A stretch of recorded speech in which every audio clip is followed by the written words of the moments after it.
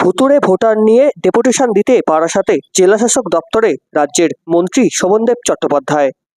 খড়দা বিধানসভা এলাকায় একটু যেন ফেক ভোটার না ঢুকতে পারে, সেই কারণেই আজ উত্তর ২৪ পরগনা জেলায় বারাসাতে বিকেল ৪:৩০ নাগাদ জেলাশাসক দপ্তরে স্মারকলিপি জমা দিতে রাজ্যের কৃষিমন্ত্রী শোভনদেব চট্টোপাধ্যায় উপস্থিত হলেন। সেই ছবি তুলে ধরলাম আমাদের ক্যামেরায়।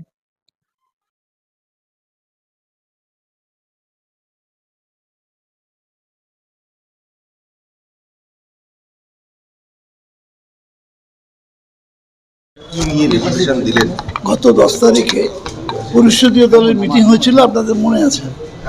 সেই পরিষদীয় দলের মিটিংয়ের পর আমাদের রাজ্যের মুখ্যমন্ত্রী, আমাদের সকলের নেত্রী, তিনি আমাদের নির্দেশ দিয়েছিলেন যে খেয়াল রাখুন ভোটার লিস্টে যেন কোনো কারচুপি না হয়।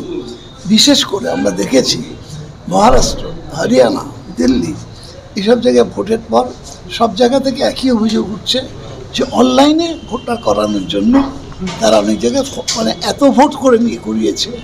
আপনারা দেখেছেন আমাদের বারুইপুরের চাম্পাহাটিতে অসংখ্য মানুষ যারা মালদা ফালদা এই সমস্ত বাইরের জেলার লোক, তাদের ওখানে ভোটার করা হয়েছে, করে মানে এমন একটা ভোটার লিস্ট তৈরি করা হচ্ছে যাতে করে ওরা 26 সালে জিততে পারে।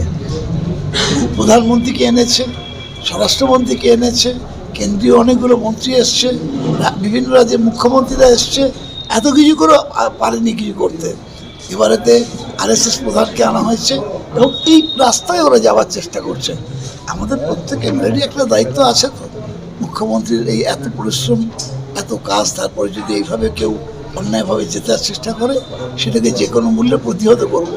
আজকে দিয়ে গেলাম ডেপুটেশন, কাল থেকে আমাদের ছেলেরা রাস্তায় নেমে যাবে, প্রচারে নেমে যাবে। কি শুধু খড়দার জন্য দিলেন না? আমি আমারটা দিলাম খড়দার জন্য, আমি তো উত্তর চব্বিশ দেওয়ার অধিকারী নই। আমাদের জেলার খড়দার ভোটার তালিকাটা জেলার কনভেনার আছে, জেলার ওনারা দেবেন, আস্তে আস্তে আসবেন, সকলেই আসবেন। ছোট ছোট দুটো প্রশ্ন